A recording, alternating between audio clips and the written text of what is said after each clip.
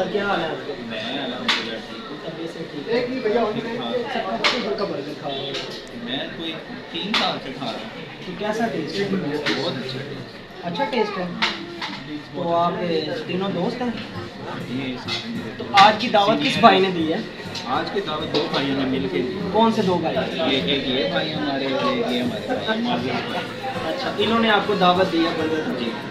آپ یہ بتائیں جو ان کی آفر لگتی ہیں آپ آفر دیکھ کے آتے ہیں؟ آج آفر جو ان کی لگی ہوئی ہے وہ دیکھ کے آئے ہیں آپ؟